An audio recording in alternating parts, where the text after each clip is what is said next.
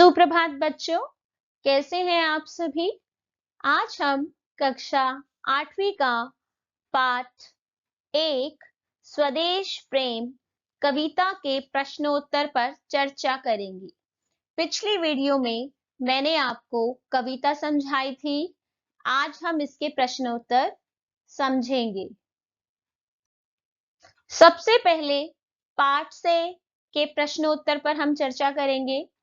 पहला प्रश्न है, वह हृदय नहीं है पत्थर है। इस पंक्ति में हृदय के पत्थर होने से तात्पर्य है, क्या अर्थ है। ऑप्शन आपके सामने है, सामाजिकता से, संवेदनहीनता से, कठोरता से, नैतिकता से। आपने जब एक कविता पढ़ी तो आपने देखा कि कवि इसमें लिखते हैं कि जिसमें भाव नहीं, अर्थात जिस हृदय में भावनाएं नहीं है। और भावनाओं का क्या अर्थ होता है, संवेदनहीनता। जो भावनाओं के बिना है, जो संवेदन नहीं है, जो भावुक नहीं है, जिसमें भावनाएं नहीं है, जिसमें प्रेम नहीं है, वो संवेदनहीनता के अंदर आएगा। इसीलिए इसका ऑप्शन 2 इज करेक्ट, संवेदनहीनता से। प्रश्न 2, निम्नलिखित में कौन सा विषय इस कविता का मुख्य भाव है। हमने कविता पढ़ी तो हमने देखा कि कवि देश प्रेम की बात कह रहे हैं कि देश के प्रति प्रेम हमारे मन में होना चाहिए। अब ऑप्शन देखिए, देश की प्रगति, देश के प्रति प्रेम, देश की सुरक्षा, देश की स्वतंत्रता। तो यहाँ उत्तर का सेकंड ऑप्शन इज करेक्ट, देश के प्रति प्रेम। यहाँ देश प्रेम की बात कवि कह रहे हैं। प्रश्न 3, हम हैं जिसके राजा रानी। इस पंक्ति में हम शब्द किसके लिए आया है, बताइए। यहाँ हम सब नागरिकों के लिए हम शब्द का प्रयोग किया गया है, क्योंकि जब कवि कहते हैं कि जिस भूमि में हमने जन्म लिया, जहां पर हम पले बढ़े, तो वो कौन है, वो हम ही है जो हम भारत देश में रह रहे हैं। इसकी भूमि में हमारा पालन पोषण हो रहा है, तो इसीलिए हम शब्द का प्रयोग या हमारे लिए, देश के नागरिकों के लिए प्रयोग हुआ है। आंसर देखिए, देश के प्राकृतिक संसाधनों के लिए नहीं किया गया। देश की शासन व्यवस्था के लिए, इसकी सरकार के लिए, यहाँ जैसे शासन किया जा रहा है उसके लिए नहीं। देश के समस्त नागरिकों के लिए, हाँ, देश के समस्त नागरिकों के लिए। देश के सभी प्राणियों के लिए, बेटा सभी प्राणी में तो सभी जीवित प्राणी आ जाएंगे, तो यहाँ केवल नागरिकों की बात की गई है। ठीक है, तो देश के नागरिकों के लिए इसका प्रयोग किया गया है। अगला प्रश्न देखिए, प्रश्न 4, कविता के अनुसार कौन सा हृदय पत्थर के समान है। जिसमें साहस की कमी है, नहीं। जिसमें स्नेह का भाव नहीं है, नहीं। जिसमें देश प्रेम का भाव नहीं है, यस, दिस इज करेक्ट। कवि बार बार कह रहे हैं कि जिसमें देश प्रेम का भाव नहीं है वह हृदय पत्थर के समान है। जिसमें स्फूर्ति और उमंग नहीं है, ये भी गलत ऑप्शन है। नेक्स्ट क्वेश्चन देखिए, हो सकता है कि आपके समूह के साथियों ने अलग अलग उत्तर चुने हो। अपने मित्रों के साथ विचार कीजिए कि आपने ये उत्तर क्यों चुने। सबसे पहला उत्तर था हमारा संवेदनहीनता। जैसा कि कवि ने कहा है कि जिसमें भावनाएं नहीं है वह हृदय पत्थर के समान है, तो इसलिए संवेदनहीनता का अर्थ भी होता है जिसमें देश के प्रति भावनाएं ना हो, इसीलिए हमने संवेदनहीनता उत्तर चुना। दूसरा ऑप्शन हमने कहा था कि कविता का मुख्य विषय क्या है, तो हमने कहा देश के प्रति प्रेम। हमने यह ऑप्शन इसलिए चुना कि पूरी कविता में देश प्रेम की भावना ही झलकती है। पूरी कविता में आपको सिर्फ देश प्रेम ही सुनाई देगा। तीसरा क्वेश्चन देखिए, हम हैं जिसके राजा रानी का चयन करने का कारण था कि देश पर समस्त नागरिकों का समान अधिकार है। हमने ये इसलिए चुना क्योंकि समस्त नागरिक, जितने भी लोग रहते हैं, उनका समान अधिकार है, इसीलिए हमने ये ऑप्शन चुना। और प्रश्न चौथा जो हमने चुना, जिसमें देश प्रेम का भाव नहीं हो, उन्होंने कहा कौन सा हृदय पत्थर के समान है। जिसमें देश प्रेम का भाव नहीं हो, ऐसा कवि कविता में बार बार कह रहे हैं कि जिस हृदय में देश के प्रति प्रेम नहीं है वह पत्थर है, वह भावनाओं से रहित है। इसीलिए हमारे द्वारा चुने गए उत्तर बिल्कुल सही हैं। मिलकर करे मिलान, यहाँ पे आपको मैच करना है। आपको एक टेबल दी गई है, स्तंभ 1, स्तंभ 2। स्तंभ 1 जो है उसमें आपको कुछ पंक्तियां दी गई हैं और स्तंभ 2 में आपको उनके भाव दिए हुए हैं, अर्थ दिए हुए हैं। तो आपको क्या करना है, आपको उनसे मिलाना है आपस में। पहला ऑप्शन देखिए, स्तंभ 1, जिसने साहस को छोड़ दिया वह पहुंच सकेगा पार नहीं। तो यहाँ देखिए कि जिसने साहस छोड़ दिया, जिसने हिम्मत छोड़ दी, वो कभी भी अपने लक्ष्य को प्राप्त नहीं कर सकेगा। तो स्तंभ 2 में उत्तर ढूंढिए। Third option is correct. तो आप देखेंगे कि पहले को हम तीसरे से मिला सकते हैं। ठीक है, अगला देखिए दूसरा, जो जीवित जोश जगा न सका उस जीवन में कुछ सार नहीं। मतलब जिसके मन में देश के प्रति भावनाएं नहीं है, जोश नहीं है, जो उत्साहित नहीं है, उसके जीवन का कोई अर्थ नहीं है, उसका जीवन अर्थहीन है। तो दूसरे का सही उत्तर है हमारा चौथे नंबर का। ठीक है, कि जो स्वयं के साथ ही दूसरों को भी प्रेरित और उत्साहित नहीं कर सकता, उनका जीवन निष्फल और अर्थहीन है। तीसरा देखिए, जिस पर ज्ञानी भी मरते हैं, जिस पर है दुनिया दीवानी। यहाँ अपने भारत देश के लिए उन्होंने कहा कि इस पर जो ज्ञानी लोग हैं, जो बहुत पढ़े लिखे हैं, जिनको ज्ञान है, वो भी इस पर मरते हैं। अर्थात हमारी प्रगति की प्रशंसा वो व्यक्ति भी करते हैं, और जिस पर दुनिया है दीवानी, जिस पर संपूर्ण विश्व दीवाना है, उसकी तारीफ करता है, उसकी प्रशंसा करता है। तो इसका ऑप्शन जो है फर्स्ट ऑप्शन इज करेक्ट। जिस देश की ज्ञान संपदा से समूचा विश्व प्रभावित है। प्रभावित मतलब आकर्षित है। ठीक है, अगला ऑप्शन देखिए, सब कुछ है अपने हाथों में, क्या तोप नहीं तलवार नहीं। यहाँ पे इन्होंने कहा कि जिस प्रकार युद्ध में तोप और तलवार की आवश्यकता होती है, उसी प्रकार मनुष्य की प्रगति के लिए हमारे मन में इच्छा शक्ति और साहस होना चाहिए। और अगर ये हमारे पास है तो हमारे पास सब कुछ है, हम कुछ भी कर सकते हैं। इस प्रकार हमने इसका मिलान किया। अगला प्रश्न देखिए, पंक्तियों पर चर्चा। जब हमने कविता पढ़ी बेटा, कविता के साथ ही हमने पंक्तियों के अर्थ भी आपको समझाए थे, लेकिन आपकी किताब के पीछे पर पंक्तियों पर चर्चा दी गई है। पंक्तियां दी गई हैं, उनके भावार्थ आपको लिखने हैं और उनसे मिलने वाले संदेश आपको लिखने हैं कि उनसे क्या संदेश हमें मिलता है। पहली पंक्ति देखिए, निश्चिंत है, निसंशय, निश्चित है जान एक दिन जाने को, है काल दीप जलता हरदम, जल जाना है परवाने को। इन पंक्तियों में कवि जीवन के एक बड़े सत्य को उजागर करते हैं, वह निश्चितता। कवि कहते हैं कि मृत्यु निश्चित है, वो तो एक दिन तो सभी को मरना है। जैसे दीपक जलता है और परवाना उसमें जलकर नष्ट हो जाता है, इसीलिए जीवन को व्यर्थ गंवाने की बजाय देश के प्रति बलिदान देना अधिक सार्थक है। अर्थात मृत्यु तो आनी ही है, मरना तो है ही, तो अपने जीवन को व्यर्थ मत करो, अपने देश के लिए कुछ कर जाओ कि हमेशा आपको इतिहास याद रखे। यदि मृत्यु अनिवार्य है तो क्यों ना वह देश सेवा में हो।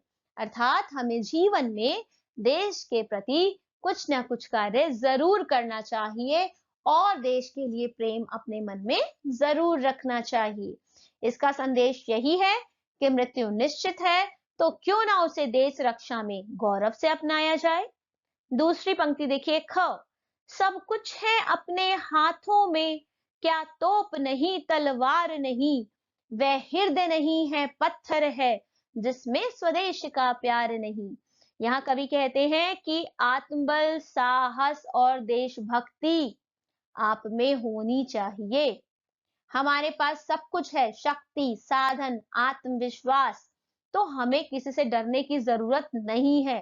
परंतु अगर किसी के दिल में अपने देश के प्रति प्रेम नहीं है, तो वह हृदय नहीं, वह पत्थर के समान है, जिसमें भावनाएं नहीं है।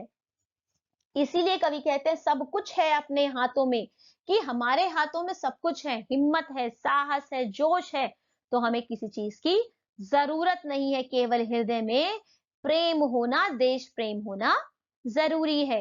इन पंक्तियों से हमें यह संदेश मिलता है कि देश की रक्षा और सेवा के लिए आत्मबल और साधन हमारे पास है, बस जरूरत है सच्चे देश प्रेम की।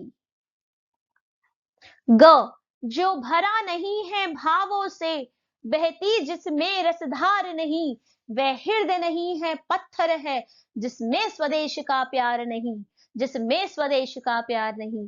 यहाँ कवि कहते हैं जो भरा नहीं है भावों से, जिसमें भाव नहीं है, जिसमें भावनाएं नहीं है, जो अपने देश से प्रेम नहीं करता, वह हृदय नहीं, वह पत्थर के समान है।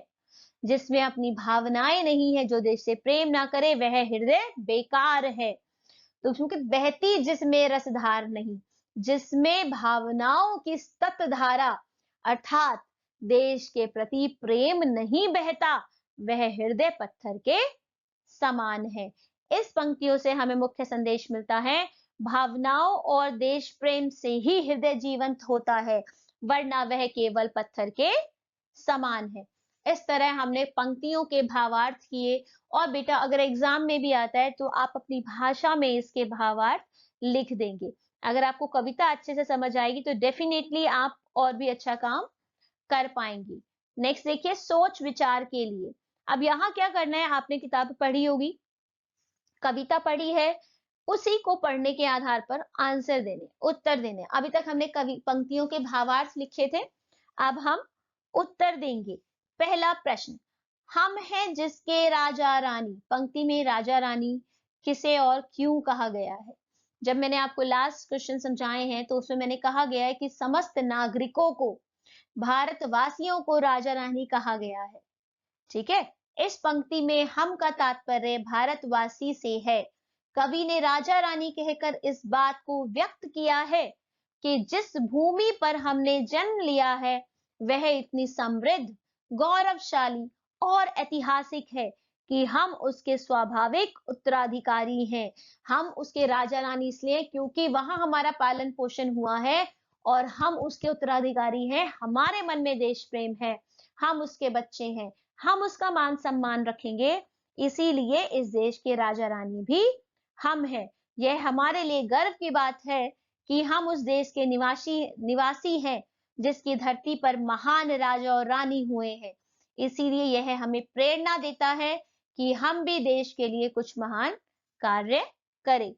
ठीक है, नेक्स्ट क्वेश्चन देखिए, संसार संग चलने से आप क्या समझते हैं? जो व्यक्ति संसार संग नहीं चलता, संसार उसका क्यों नहीं हो पाता है? संसार संग का अर्थ है समाज के साथ मिलजुल कर चलना, लोगों के सुख दुख में उनके साथी बनना, अपने उत्तरदायित्वों को, अपने कर्तव्यों को निभाना।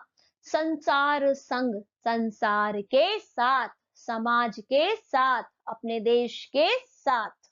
और साथ का मतलब है कि प्रत्येक व्यक्ति के सुख दुख में, अच्छे बुरे में उसका साथी बनना, अपने कर्तव्यों को निभाना। तो वही यहां हमने उत्तर में लिखा है, संसार संग का अर्थ है समाज के साथ मिलजुल कर चलना, लोगों के सुख दुख में सहभागी बनना और सामाजिक उत्तरदायित्वों का पालन करना। जो व्यक्ति समाज के साथ नहीं जुड़ता, सहयोग नहीं करता, उसका समाज से कोई संबंध नहीं रह पाता, वह अकेला और स्वार्थी बन जाता है। ऐसा व्यक्ति जो समाज से कट जाता है, समाज भी उसे स्वीकार नहीं करता, इसीलिए उसका संसार में कोई स्थान नहीं रह पाता। अर्थात अगर आप अपने कर्तव्यों का पालन करेंगे तो आपको अधिकार भी मिलेंगे, अगर आप अपने कर्तव्यों का पालन नहीं करेंगे तो आपसे आपके अधिकार भी छीन लिए जाएंगे। इसीलिए संसार के साथ चलो। ग, उस पर है नहीं पसीजा जो, क्या है वह भू का भार नहीं। पंक्ति से आप क्या समझते हैं बताइए। यह पंक्ति देश प्रेम से जुड़ी हुई है। उस पर है नहीं पसीजा जो, अर्थात जिसके मन में देश के प्रति प्रेम नहीं है, जिसने अपने राष्ट्र की चिंता नहीं की, उसका जीवन व्यर्थ है। वह केवल धरती पर बोझ के समान है, क्योंकि उसका जीवन देश और समाज के लिए कोई उपयोग नहीं है। भू का भार, भू मतलब धरती, भार मतलब बोझ, अर्थात कि धरती पर बोझ है वह व्यक्ति जिसके मन में देश के प्रति प्रेम भावनाएं नहीं है। पसीजा का अर्थ होना है द्रवित होना और जुड़े रहना। अतः जो व्यक्ति देश की भावनाओं से द्रवित नहीं होता या जिसके भाव देश के साथ ना जुड़े, वह धरती पर केवल बोझ है। घ, अगला क्वेश्चन देखिए। कविता में देश प्रेम के लिए बहुत सी बातें आई हैं। आप देश प्रेम से क्या समझते हैं बताइए। इसका उत्तर प्रत्येक विद्यार्थी का अलग अलग हो सकता है, क्योंकि देश प्रेम का अर्थ जो आप समझते हैं आप वह लिख सकते हैं। मेरे लिए देश प्रेम का अर्थ है देश से लगाव, उसकी प्रगति के बारे में, उसकी उन्नति के बारे में सोचना, संकट के समय अपने देश का साथ देना, अपने देश का मान सम्मान रखना और अपने मन में देश प्रेम के प्रति जोश, उत्साह और उमंग भर के रखना और समय आने पर अपने देश के लिए जान भी दे देना। ये देश प्रेम का अर्थ है मेरे लिए। ऐसे ही आप देश प्रेम का अर्थ अपने लिए अलग अलग लिख सकते हैं, क्योंकि देश के प्रति प्रेम तो हर कोई लिखता है। तो इस प्रश्न का उत्तर आप अपने अपने अनुसार भी दे सकते हैं। अगला प्रश्न है, यह रचना एक आह्वान गीत है। आह्वान मतलब होता है किसी को बुलाना, जागरूक करना लोगों को, जो हमें देश प्रेम के लिए प्रेरित और उत्साहित करती है। इस रचना की अन्य विशेषताएं ढूंढिए और लिखिए। पहली विशेषता देशभक्ति से ओतप्रोत है, देशभक्ति से भरी हुई है ये कविता। अब इसके अलावा कौन कौन सी विशेषताएं हैं वो हम बताएंगे। सबसे पहले विशेषता, सरल और प्रभावशाली भाषा। कविता में खड़ी बोली का प्रयोग किया गया है, सरल और प्रभावशाली भाषा है, आपको आसानी से समझ आ जाती है और बहुत अच्छे ही शब्दों का प्रयोग यहाँ किया है। दूसरा विशेषता, भावनात्मक गहराई। यह हृदय को छू लेने वाली कविता है, देश के प्रति प्रेम उत्पन्न करने वाली कविता है। तीसरा, प्रतीकात्मकता। पत्थर, परवाना, तोप, तलवार, कालदीप जैसे प्रतीक गहरे अर्थ यहाँ व्यक्त करते हैं। इन प्रतीकों के माध्यम से उन्होंने गहरे अर्थ हमें बताए हैं। नैतिक शिक्षा, आपको मोरल वैल्यू यह देता है, समाज सेवा, बलिदान, साहस, उत्साह, उमंग, देश प्रेम जैसी बातें इस कविता में हमें पता चलती है। देश की महिमा का गुणगान, कविता में देश की मिट्टी, संस्कृति, ज्ञानी विद्वानों का वर्णन कर देश के गौरव का गुणगान यहाँ किया गया है। इस तरह प्रश्न समाप्त होते हैं। अगला प्रश्न है अनुमान और कल्पना से। बेटा अनुमान और कल्पना का नाम ही है जिसमें आप इमेजिन कर सको। यह उत्तर आप अपनी तरफ से भी दे सकते हैं, जरूरी नहीं है उत्तर वही देंगे जो आपको लिखवाए गए हैं, बस आपकी कल्पना के आधार पर उत्तर सही होने चाहिए। पहला प्रश्न, जिसने की खजाने खोले हैं, अनुमान करके बताइए कि इस पंक्ति में किस प्रकार के खजाने की बात की गई है। वो कौन सा खजाना है बताइए। धरती हमें बहुत सारे अनगिनत पदार्थ देती है, फल फूल सब्जियां, तेल भी निकलता है, तो धरती हमें बहुत सारे खजाने देती है। तो धरती के अंदर से निकलने वाले अनगिनत पदार्थों को यहाँ खजाना कहा गया है। ख, जिसकी मिट्टी में उगे बड़े, पंक्ति में उगे बड़े किसके लिए और क्यों कहा गया है। उगे बड़े हम सबके लिए कहा गया है, क्योंकि इस धरती पर हम पलकर बड़े हुए हैं। ग, वह हृदय नहीं है पत्थर है, पंक्ति में हृदय के लिए पत्थर शब्द का प्रयोग क्यों किया गया होगा? क्योंकि पत्थर संवेदनहीन होता है, पत्थर ठोस होता है, पत्थर में भाव नहीं होते, इमोशंस नहीं होते। तो इन्होंने कहा कि जिस हृदय में देश के प्रति प्रेम नहीं है, वह पत्थर के समान है। हृदय के लिए पत्थर शब्द का प्रयोग इसलिए किया गया है कि कवि का मानना है जिस हृदय में देश प्रेम नहीं होता वह पत्थर के समान है। अगला प्रश्न, कल्पना कीजिए कि पत्थर आपको अपनी कथा बता रहा है। वो आपसे क्या क्या बातें करेगा और आप उसे क्या क्या कहेंगे? संकेत दिया हुआ है, पत्थर, जब मैं नदी में था और नदी की धारा मुझे बदलती भी थी। देखिए बेटा, पत्थर और आपके बीच में संवाद है, और जब हम संवाद लिखते हैं, बातें लिखते हैं, तो ये सबके अलग अलग हो सकते हैं, सब अपने अपने तरीके से बातें लिखते हैं। जैसे मैंने जो संवाद आपके सामने लिखा है, आप देख सकते हैं। सबसे पहले मैंने लिखा मैं, अरे पत्थर, तुम तो कितने पुराने लगते हो, बताओ ना तुम्हारी क्या कहानी है? पत्थर, पुराना तो हूं भाई, जब मैं नदी में था तो नदी की धारा मुझे बदलती भी थी। दिन रात लुढ़कते लुढ़कते मेरे नुकीले कोने घिस गए और मैं गोल मटोल हो गया। मैं, तब तो तुम्हें बहुत दर्द होता होगा। पत्थर, दर्द तो होता था, पर उसी से मैं सुंदर बना। फिर इंसान आए, किसी ने मुझे घर की नींव में लगा दिया, किसी ने मुझे मंदिर की सीढ़ी बना दिया। अब रोज सैकड़ों लोग मुझ पर पैर रखकर चलते हैं। मैं, ये सुनकर तो मुझे बहुत बुरा लग रहा है, क्या तुम्हें गुस्सा नहीं आता? पत्थर, नहीं, यही तो मेरा काम है। मैं सबका बोझ उठाता हूं पर टूटता नहीं। तुम बताओ, तुम क्या करते हो जब जिंदगी में ठोकर लगती है? मैं तो जल्दी हार मान लेता हूं, पर तुमसे मिलकर सीखा कि ठोकरें हमें कमजोर नहीं, मजबूत बनाती है। तुम युगों से चुपचाप सह रहे हो, फिर भी शांत हो। पत्थर, बस यही याद रखना, नदी में घिसना पड़ा तभी तो आज चिकना हूं। तुम भी मुश्किलों से घबराना मत, वो तुम्हें निखार देंगी। अर्थात हम जितना काम करेंगे, हम जितना मुश्किलों से लड़ेंगे, उतने ही स्ट्रांग, उतने ही हिम्मत हमें आती जाएगी। मैं, धन्यवाद पत्थर, आज तुमने मुझे जीने का तरीका सिखा दिया।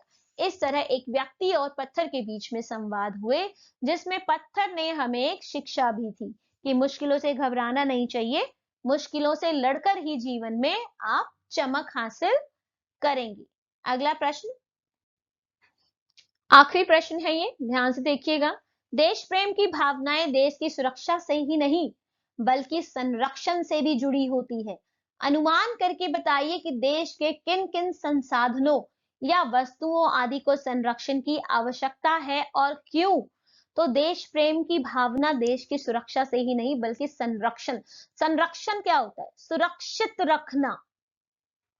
अब देश प्रेम का मतलब ये नहीं है कि सारे जाके बॉर्डर पर लड़ाई नहीं लड़ सकते, नहीं सब अपनी जान दे सकते। ऐसे में अगर हम सामान्य नागरिक हैं तो हमारा यह कर्तव्य बनता है कि हमारे देश में जो हमारे प्राकृतिक संसाधन हैं, हम उन्हें संजो के रखें, हम उन्हें संरक्षित करें। तो ऐसी स्थिति में हमें किन किन संसाधनों, किन किन वस्तुओं का संरक्षण करना चाहिए और क्यों करना चाहिए, यह हम लिखेंगे। पहला पॉइंट है प्राकृतिक संसाधनों का संरक्षण। कैसे करेंगे हम? जल, वन, खनिज पदार्थ, धरती, ये हमारे जीवन की बुनियादी जरूरतें हैं। यदि हम इनका दुरुपयोग करेंगे तो हमें जल संकट, प्रदूषण एवं खाद्य संकट का सामना करना पड़ेगा। इससे हम कई बीमारियों का शिकार भी हो सकते हैं। पहला संकट ये था प्राकृतिक संसाधनों का, जिसमें जल, पानी, खनिज पदार्थ, धरती, ये सब आ जाएंगे। दूसरा पॉइंट, पर्यावरण संरक्षण। इसमें हमें हवा, पानी, स्वच्छ वातावरण का होना जरूरी है, तो इसलिए हम इसे स्वच्छ रखेंगे। तीसरा, संस्कृति और विरासत। अब केवल प्राकृतिक संसाधनों का संरक्षण से कुछ नहीं होगा, ये सब तो हमें अपने जीवन के लिए जरूरी है, लेकिन साथ में हमें अपनी संस्कृति, हमें अपनी विरासत को भी संभालना होगा, क्योंकि हमारे देश की पहचान ही हमारी संस्कृति है।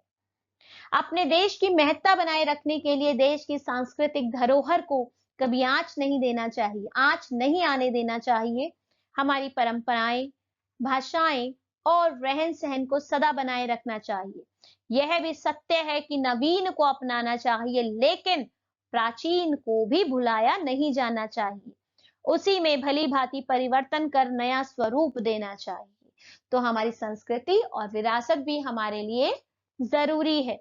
आखिरी पॉइंट, ज्ञान और नैतिक मूल्यों का संरक्षण। अगर आप मौलिक वैल्यूज से जुड़े हुए हैं, नैतिक मूल्यों से जुड़े हुए हैं, तो आपका जीवन हमेशा अच्छी दिशा में जाएगा।